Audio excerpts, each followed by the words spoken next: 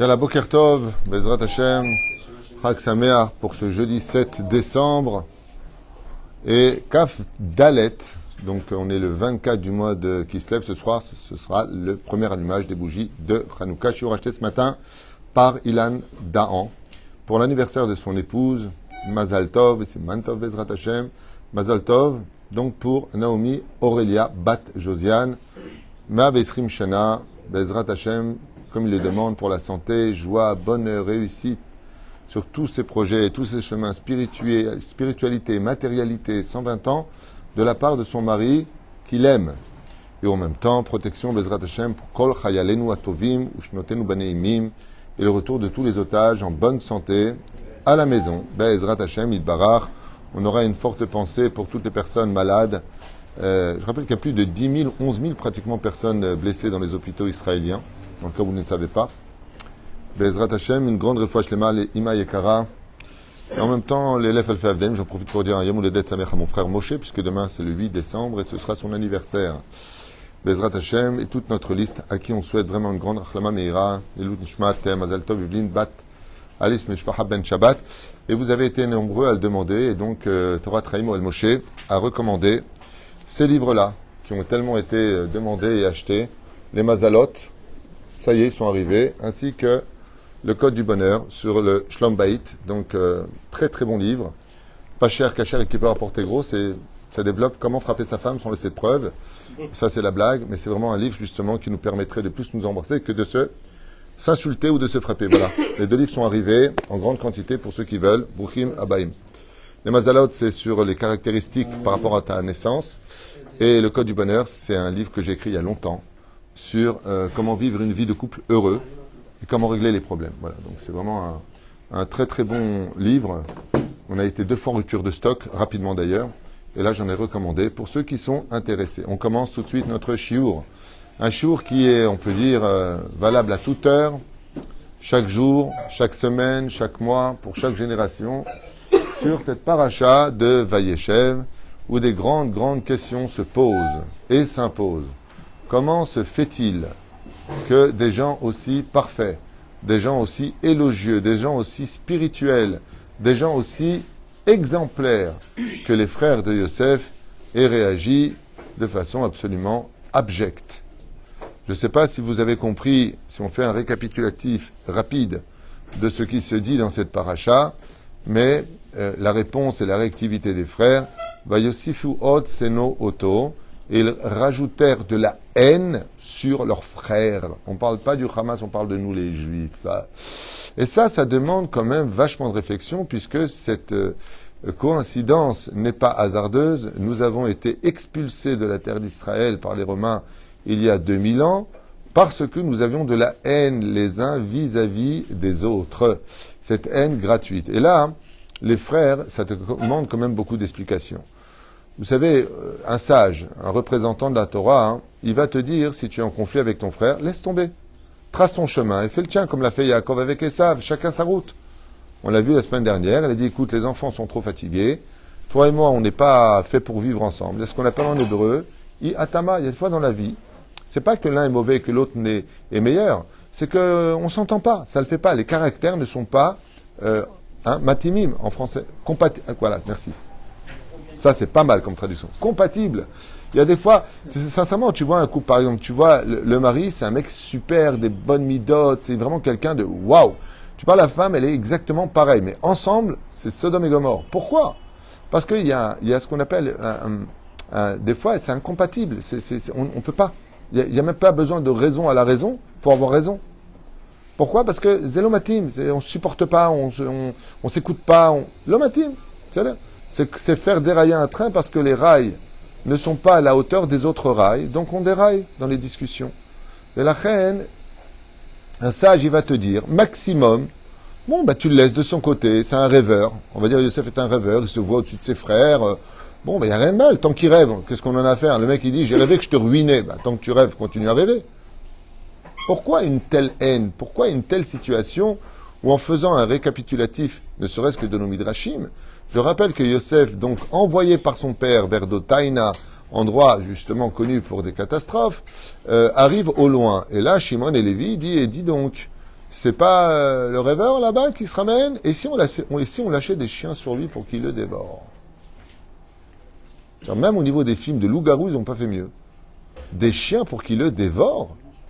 Oui, il faut absolument qu'il meure. Il y a une volonté des frères. Deuxième point, il n'y en a pas un qui est là pour remonter l'autre. Il n'y en a pas un qui va dire, écoutez, arrêtez, qu'est-ce que vous êtes en train de faire? C'est notre frère, et puis il faut penser à papa, vous êtes fous, quoi. Il n'y en a pas un. Ils sont tous, ouais, croque, monstre chaud, c'est des vilains, pas beaux. Faut que tout le monde se réunisse en disant, bon, vous êtes tous d'accord, on le tue? Ouais, on le tue. Oh! Vous imaginez un petit peu le Rav Ovadia, le Rabbi Lubavitch, vous avez Baba Saleh, vous avez Rav Kaneski, vous avez Rav Shteyman, ils sont tous réunis comme ça, ils décident de tuer un juif. Non mais attends, Besséder. Et en plus, pas un juif, tu vas dire renégat, les mecs, non, il peut pas Avodazara. Il est religieux comme vous, il étudie la Torah comme vous. Vous comprenez ce qui se passe? Le pire, c'est pas ça. C'est qu'en fin de compte, il le jette dans un puits. Ce puits, on nous dit, il n'y a pas d'eau. Rashi dit oui, il n'y a pas d'eau, certes, comme dit le Zohar Kadosh, bien avant Rashi. Aval, Hashim, Karabim, Yeshbo, la Gemara ramène. Il y a des serpents et des scorpions à l'intérieur. Ouais. Et qu'est-ce qu'ils font? Ben, Yosef, il hurle. Aidez-moi, je suis votre frère, n'oubliez pas. Et eux, ils mangent du pain à côté. Ils n'ont pas perdu l'appétit. Ils mangent et tout. Dis-moi, tu as un peu de sel? Elle est bonne, Adam Khot? Tu peux me passer un peu de... Allô? Vous avez un frère qui hurle à côté. Mais frère, il est jeune, Dour Aliane, il a 17 ans, il est beau gosse, il est chnin, il est gentil. Bon, il a fait des rêves, il n'a pas assassiné. Son père lui a donné une tunique en plus. Bon, c'est la grande question, parce qu'on pourrait dire des heures, hein, parce qu'après ils vont le vendre, bien sûr. Et pas à qui? Au Hamas de l'époque, aux Ishmaélim. Ils vont le vendre. Ils vont le vendre. Vous réalisez ce qu'on lit? Ça veut dire que s'il avait tué bon, allez, ils ont tué le corps, mais l'âme va au Gan Eden. Mais là, ils le vendent à l'assimilation la plus terrible dans un pays des plus débauchés de l'époque, l'Égypte. Comme le dit Chachamim, Makom Shatouf Zima, Shtufa Zima. C'est un endroit qui respirait la débauche. C'est là-bas que vous l'envoyez. C'est-à-dire que, qui crève quoi? La question, c'est pourquoi? Pourquoi il n'y en a pas un qui est capable de dire à l'autre arrêtez? Bon, alors vous allez me dire Rouven, il a fait tchouva, il a dit attendez, pourquoi verser du sang? Venez, on met là-bas. Bah, enfin bon, l'envoyer, excuse-moi, dans les serpents et les scorpions, je vois pas en quoi ça lui sauve plus la vie que de le tuer par des chiens ou autre chose. Tous discutent. Mais on sait que Réhouven, lui, est intéressé par la survie de Yosef, non pas pour qu'il vive. Hein. Il est intéressé parce que dans les rêves du début de cette paracha, il dit qu'il y a 11 étoiles qui se prosternent. S'il y a 11 étoiles, c'est qu'il est dedans. Et donc, s'il est dedans, c'est que sa faute est pardonnée. Donc, il faut que son rêve se réalise pour être certain que ses intérêts personnels soient appuyés par la réalité. Comme ça disent les Chachamim. Ça veut dire que s'il n'y avait pas eu ça, Réhouven aurait dit crève. Alors, qu'on soit des fois, malheureusement, né dans des endroits de haine, où si tu ne tapes pas, tu n'as pas de quoi manger, si tu n'es pas vulgaire, tu ne fais pas partie du groupe, je comprends. Allez, il y a des fois des causes à l'effet. C'est normal. Une personne qui a eu un père qui était drogué et qui volait, pour lui, c'est une normalisation de voler, de mentir, d'arnaquer, quoi, non? On ne dit pas que les chiens ne font pas des chiots, font pas des chats. C'est ce qu'on dit, parce que les chiens font des chiots. Pour me reprendre. Oufren, là par contre, ils ont été éduqués par Yaakov et Rachel, Léa, Zilpa, Bila, des gens superbes, l'éducation elle est nickel. Eh bien, c'est ce qu'on va essayer de découvrir ensemble dans ce shiur. Et vous allez voir combien un homme peut se laisser aveugler par sa propre vérité. On pourrait même dire que Abraham il a eu Ishmaël, Yitzhak il a eu Esav et Yaakov, donc on va dire que limite que les enfants de Yaakov ils sont comme ça un peu, on va dire que c'est l'astrologie quand même. Abraham il vient pas d'un tzaddik, Abraham il vient de... Et qu'est-ce que ça me rajoute? Ça veut juste dire que les enfants ils se comportent comme ça. Bon, peut-être que c'est des tzaddikim, peut-être qu'ils ont été éduqués dans un monde de tzaddikim, mais là, dans chaque patriarche, on a eu un qui était mauvais. D'accord, mais quel rapport avec ça? C'est bien ce que tu dis, c'est vrai, mais ça ne répond pas à la question. Pourquoi est-ce que les frères qui, eux, par contre, ont une éducation qui est parfaite, on ne peut plus parfaite, tout ce que tu diras Dieu, tu feras, ils se comportent ainsi? Que tu dises qu'il y a eu des enfants ratés du côté des Avot, oui, mais on ne parle pas de là. Reine, la question reste toujours d'actualité. et elle nous concerne tous, parce qu'une grande partie de nos disputes familiales ou même professionnelles vient du fait de cette erreur qui est constamment répétée. Et je vous l'ai dit donc en allusion, le problème vient du fait que les hommes se laissent malheureusement aveugler par leur vérité. Pas la vérité, mais leur vérité. Le titre d'ailleurs de ce shiur s'appellera « Persuadé d'avoir raison ». Quand on est persuadé d'avoir raison, alors on peut même sortir, manifester par millions sa haine du juif. Parce qu'on est persuadé d'avoir raison. On est persuadé d'avoir raison parce que les images, parce que les médias, parce qu'il y en a marre, parce que... Et ces gens sont pas fous. Est-ce qu'il y en a qui peut leur dire pour la millième fois que dans les cuisines on entend, c'est vraiment dérangeant, Toda. Ou frère, Bémet, c'est très difficile de comprendre qu'il y ait des gens qui pourraient manifester, des fois il fait froid, qu'est-ce que tu fous dehors, quoi. Je veux dire, il y a des moments dans la vie où t'as pas autre chose à faire, t'as pas autre chose à dire, eh bien on sortira pour manifester. Et quand on va sortir, par exemple, pour le prosélytisme, ou pour le sionisme, ou pour le judaïsme, on va te dire, mais je comprends pas, vous avez pas que ça à faire que d'être dehors, vous étiez 200 000, et vous étiez en train de marcher, à quoi ça sert votre marche? Eh bien, quand on est persuadé d'avoir raison, on marche, on se lève, on y va. Qu'il pleuve, qu'il fasse froid, qu'il fasse chaud, qu'on ait faim, qu'on ait soif, quand on est persuadé d'avoir raison, chacun se bat pour ses idéologies. Chacun va lever l'étendard de sa raison pour laquelle il est aujourd'hui en train d'agir. Et les frères, vous le comprendrez, commettent l'erreur fatale, d'où l'enseignement de cette paracha, une erreur fatale, tellement fatale qu'il faudra plusieurs générations pour qu'ils payent leur erreur, dont la dernière facture sera les Asara Harougé Malchut, les 10 martyrs que l'empereur de Rome, à l'époque des Tanaïm, mettra à mort en commençant par Rabban Shimon ben Gamiel, Rabbi Ishmael ben Elisha, et pour finir par Rabbi Akiva. On a les 10 martyrs qui vont être tête tranchée, dépecée, ouverts en deux, Hachem Ishmor, des choses incroyables, langue tirée, coupée, donnée aux chiens, au porc, mais des trucs de malade. D'ailleurs, on a l'habitude de lire quand? À Tisha B'Av. C'est là-bas dans les keynotes de Tisha B'Av qu'on rappelle ça. Et nos Chachamim nous disent c'est les réincarnations des 10 frères qui ont vendu leurs frères, comme le dira l'empereur à toutes ces tzadikim. Dites-moi, dans la Torah, il n'y a pas marqué que celui qui vend son frère, on le met à mort. Il dit oui, les frères ont vendu Yosef, ils n'ont pas été mis à mort. Ouais, vous êtes du même niveau que les frères, vous allez payer pour eux, oui, parce qu'ils étaient la réincarnation de ses propres frères. Ça veut dire que non seulement dans le désert, c'est rappelé, non seulement à chaque génération, c'est rappelé, mais on perpétue, une fois de plus, ces mêmes erreurs pour lesquelles on va même, et d'ailleurs c'est incroyable, parce que dans les discussions que tu as avec les uns et les autres, Dieu a une émotion des fois non contrôlée, mais sur la Torah, j'étais là, je te jure que j'ai vu, je te jure que... Et à la fin, tu montres une preuve que Bémet, il s'est trompé, tu dis, alors je sais pas. Bon, alors je sais pas. Quoi, ça, je sais pas. Juste avant, tu as dit sur la Torah, mais j'étais là, mais j'ai vu. Et en fin de compte, ok. Comment ça, ok? C'est que tu as juré juste avant. Tu sais que tu as juré juste avant. Ou pire encore, même dans les couples. Sur les 10 commandements, sur les yeux de mes enfants. Les yeux de tes enfants, laissez tranquille les yeux de tes enfants. L'émotion, la colère. Sur la Torah, je divorce, c'est fini, c'est fini. Regarde mon visage, dernière fois. 3 heures plus tard, on déjeune ensemble, ok. Oui, mais tout à l'heure, j'étais encore là parce que j'avais raison de l'être. Mais est-ce que tu regrettes d'avoir eu raison de l'être? Oui. Donc, c'est que tu n'avais pas raison. Non. On le vit à chaque pas de notre histoire. On est persuadé d'avoir raison, et c'est pour ça d'ailleurs que la Mishnah nous dit Ve choker et taedim etev. Avant de t'exprimer sur ta vérité, mène bien tes enquêtes, prends le téléphone, appelle bien, comprends bien, explique bien. Comme toutes ces personnes qui refusent de voir les deux côtés. Quand on voit les médias aujourd'hui, l'actualité, il n'y a qu'un pauvre peuple palestinien qui, Bémet, souffre, il n'y a rien à dire, il souffre.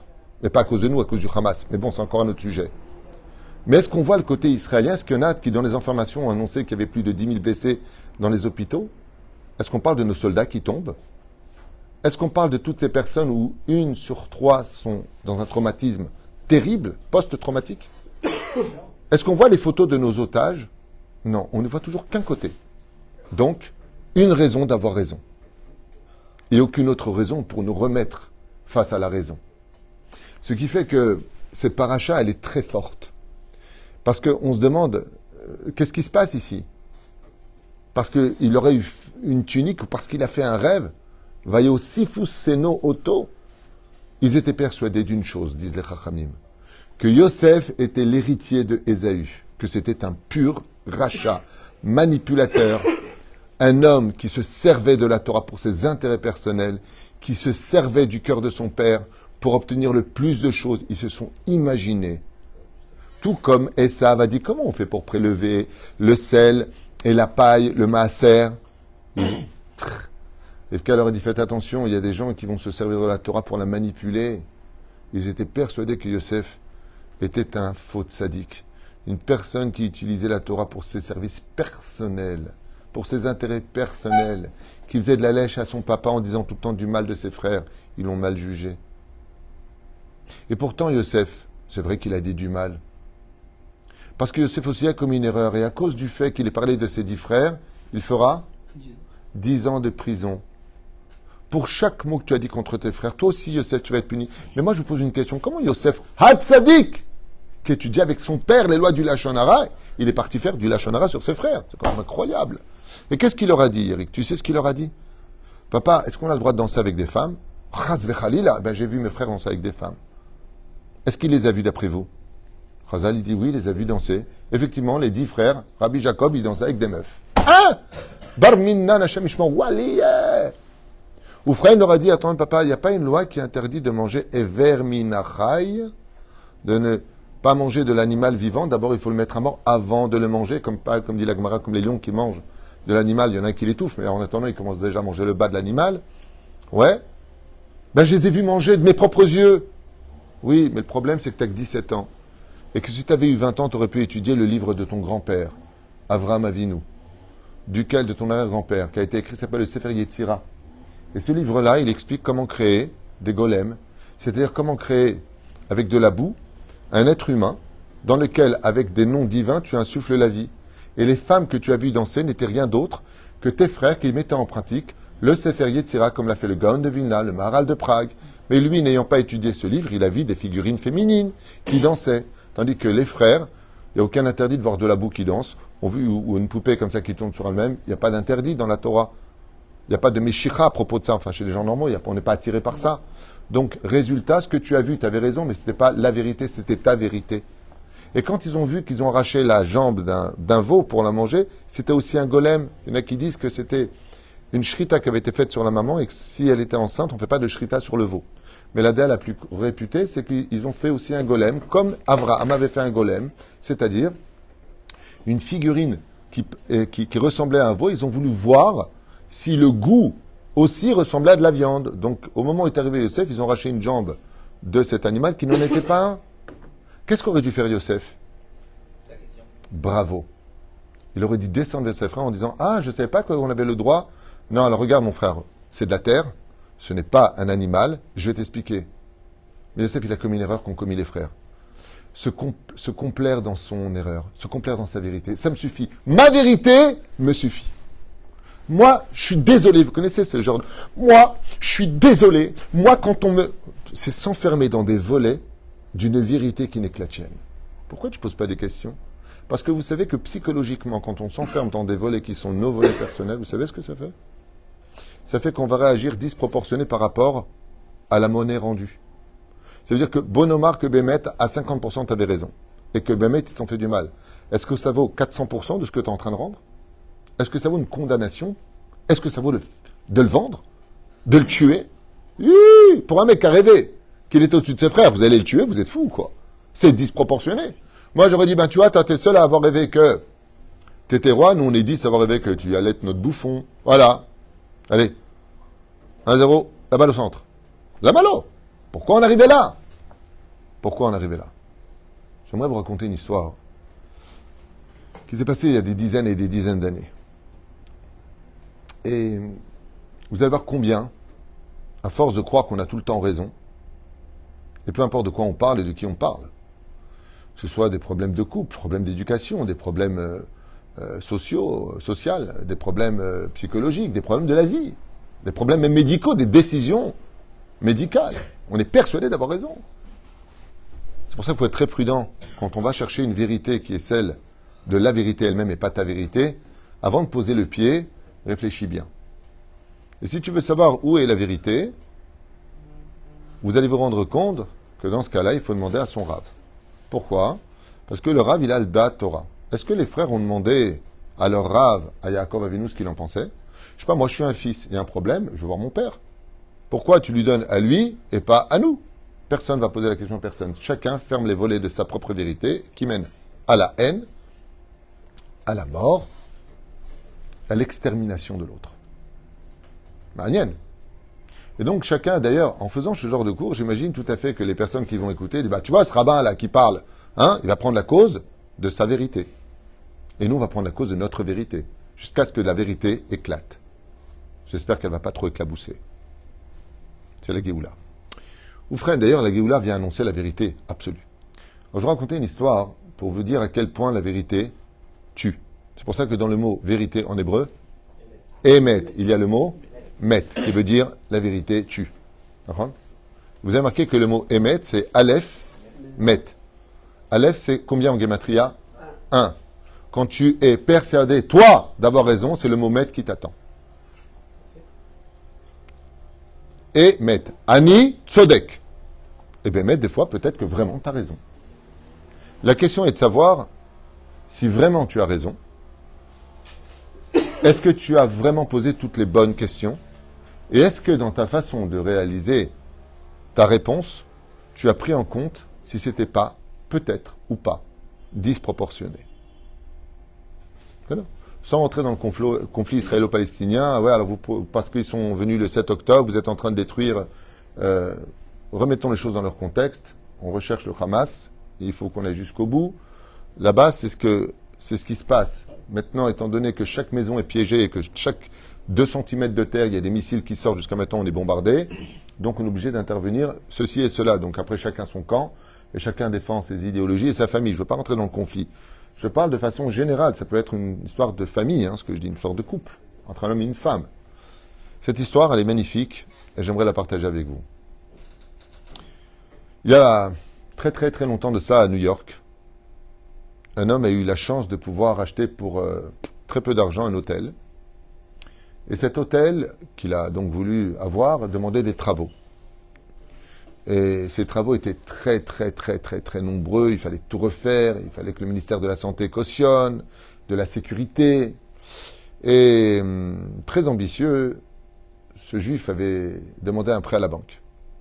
Et étant donné qu'il n'avait pas de garantie et que le directeur de la banque de New York lui a refusé ce prêt, en lui disant que pour lui le projet était bon, que pour lui il croyait vraiment en ce projet, mais que la commission a refusé de lui accepter le prêt de 2 millions de dollars. 2 millions de dollars lui ont été refusés. Et donc il dit, je suis désolé, je dis, mais alors quoi, je vais faire quoi de ma vie maintenant? Moi j'ai acheté un hôtel, je me suis endetté, j'étais persuadé que l'hôtel est en garantie pour vous. Il lui dit, mais votre hôtel c'est une ruine, il faut tout retaper. Il dit, oui, j'ai besoin de 2 millions de dollars. C'est pour ça que je vous demande 2 millions de dollars. J'ai les ouvriers qui sont prêts à travailler demain, mais vous ne pouvez pas me laisser comme ça. Prenez l'hôtel en garantie, parce que je vais exploser, je sais travailler, je sais appeler, et je sens que la chance est avec moi. Et la personne le raccompagne parce qu'il avait un rendez-vous justement important, appelé par le PDG de la banque, et il le raccompagne un peu dehors, un peu trop rapidement. Quand ce personnage a vu que la porte se fermait sur son visage, la haine l'a envahi. Et juste avant de bloquer la porte, il lui a dit, il y a un visage que je n'oublierai jamais. C'est le vôtre. Puis voilà que, ne sachant quoi faire, il n'a eu aucune solution. Et 2 semaines à 3 semaines plus tard à peu près, il reçoit un virement sur son compte de 2 millions de dollars. D'un compte, d'un numéro, pour laquelle le seul message qui est donné, c'est « Moi, je crois en vous ». C'est tout ce qui est marqué. « Moi, je crois en vous ». Impossible de savoir qui il est. Il fait les travaux, son hôtel explose. Un succès hors du commun. toutes les plus belles cérémonies s'organisent, il devient multimillionnaire et achète une chaîne d'hôtels jusqu'en Pologne, en Europe. Il devient une des plus grosses fortunes. Les séminaires se font chez lui pour les médecins, tout le monde va avoir affaire à lui. Il fait une gastronomie hors du commun, il devient célèbre dans les journaux. Et bien sûr, son premier achat hors hôtel, c'est de racheter la banque qui lui a refusé le prêt. Et il rachète cette banque, qui était d'ailleurs en difficulté. Il la rachète de plein pot. Et bien sûr, le premier qui vient le voir pour le féliciter avec un grand sourire, ben c'est ce fameux directeur de cette banque, de ce SNIF, pour lequel il refuse de le voir. Il interdit à la sécurité de le laisser rentrer. Le lendemain de son achat, le directeur est dans son bureau en train de discuter avec des clients. Il reçoit une lettre du nouveau PDG qui le met à la porte, sans audition, sans aucune discussion. Il se retrouve à la rue, du jour au lendemain. Et lui, désespéré, veut absolument un rendez-vous avec le nouveau propriétaire de la banque, qui lui sera refusé pendant des années et des années. Il tombe malade, il sait trouver des boulots à droite et à gauche pour essayer de survivre. Aux États-Unis, c'est capitaliste, donc tu ne travailles pas, tu ne bouffes pas. Et résultat, les années passent, le riche devient encore beaucoup plus riche, et ce directeur de banque devient pratiquement, pas simplement un homme démuni de tout, mais dans une situation horrible. En attendant, leurs enfants respectifs ont grandi. Lui a un garçon, le multimilliardaire, et lui a une fille. Et la destinée va faire en sorte que les deux se rencontrent. Le fils du propriétaire maintenant de la banque rencontre la fille de l'ancien directeur de la banque. Et l'amour va éclater entre eux. Un amour fusionnel, comme si qu'ils étaient faits l'un pour l'autre. Alors bien sûr, quand va venir le garçon présenter la fille à son père, l'archi-multimilliardaire, eh bien, ça va être une belle rencontre. Et quand il va lui demander son nom et qu'il va comprendre de qui elle est la fille, vous avez bien compris que le père va rentrer dans une colère noire et interdire formellement cette union, pour laquelle le fils va se fâcher avec son père, et patati et patata. Jusqu'au jour où, ayant compris que de toute façon son fils n'attendrait pas l'approbation de son père parce qu'il aime cette femme et qu'il n'est pas prêt à renoncer, il accepte tant bien que mal le mariage, à la condition où cette fille en aucun cas ne rappellera le nom de son père à sa table. Un nom maudit pour lui. Jusqu'au jour où, à table, elle s'éclate en larmes comme ça, et lui, il aimait bien cette fille, même beaucoup. Il lui demande pourquoi elle pleure. Il lui dit, à quoi bon? Il dit, comment ça, à quoi bon? J'ai pas le droit de dire certains mots ici, donc à quoi bon? Elle lui dit, mais de quoi tu veux parler? Il dit, mon père est mourant, il est à l'hôpital, il lui reste peut-être quelques heures, ou dans le meilleur des cas, quelques jours. Quand il entend ça, il demande à quel hôpital il est, il y va, il monte dans la chambre, et il voit effectivement son ancien banquier qui lui a refusé le prêt, en train de mourir de la maladie, et juste avant de mourir, il le regarde comme ça, et lui dit, ah, tu acceptes enfin de me rencontrer? Et il lui annonce, sans qu'il tourne parce que les abrichim sont arrivés, et il lui annonce que, il y a 25 ans en arrière, le virement qui a été fait, c'est lui qui lui avait fait. Que lui, personnellement, il croyait en lui, mais que la commission, le PDG, les dirigeants de la banque ne croyaient pas en ce projet, et que les 2 millions de dollars qui avaient été virés, c'était tout simplement lui qui lui avait viré, qui avait vidé toutes ses économies, vendu ses biens, une partie de ses biens, et tout simplement pour lui dire, j'attends que tu montes pour venir te voir seulement. Il ne lui a jamais donné rendez-vous en 25 ans. Jamais il lui a laissé rentrer. Quand il vérifie, il lui dit, donne-moi une preuve, il lui donne le numéro de compte, il voit que c'est exactement le même, ça, lui qui pouvait l'avoir. Et il décède. Et il meurt. Et lui, il a pris de l'âge, bien sûr. Il descend avec sa canne les escaliers. Et il s'assoit sur un banc. Et à ce moment-là, il dit, ça fait 25 ans que j'étais persuadé d'avoir raison de le haïr, alors que tout ce que j'ai mangé, toute ma réussite, je la lui devais. Il suffisait simplement de le rencontrer pour comprendre. Je me suis perdu dans ma vérité. Et il meurt d'un infarctus de tristesse sur le banc, en plein hiver, sur le trottoir de Brooklyn. Il meurt. Il a rendu l'âme. Il est mort par sa propre vérité. Eh bien, n'oubliez pas tout ça. N'oubliez pas toutes ces réflexions. N'oubliez pas tout ce que nous sommes. c'est très souvent l'émotion de notre injustice ou de ce que l'on a fait ou de ce que l'on attendait de l'autre qui vont nous enfermer dans un univers tel que, en réalité, s'il y avait eu du dialogue, s'il y avait eu de l'objectivité, sans émotion, sans parti pris, prendre du recul. Comme je le dis souvent, quand vous avez des conflits, allez en parler à un chacham, une personne intelligente et sage, qui ne vous connaît pas forcément. Parce que lui, il ne va pas prendre parti et il vous dira où était la vérité que vous n'avez jamais été capable de voir. Parce que vous étiez enfermé dans vos yeux, dans vos réflexions, dans vos émotions. Voilà ce que vient nous apprendre en clin d'œil cette paracha si extraordinaire, qui est loin d'être une histoire. Alors là, on en est où? Ah, les frères, ouais, dans le puits, ouais, j'ai vu le film. Non, c'est pas un film. C'est quelque chose d'extraordinaire, de très puissant, qui nous parle à tous et qui devrait tous nous remettre en question sur nos décisions, sur notre façon de gérer notre vie, notre relation avec notre prochain, et effectivement, de voir avec objectivité, sans prendre parti, j'insiste beaucoup sur cette Nekouda-là, et vous verrez que dans ce cas-là, on entendrait beaucoup moins de hurlements de haine les uns vis-à-vis des autres, et que si on se mettait un tout petit peu à la place de l'autre, eh bien, on comprendrait mieux le message.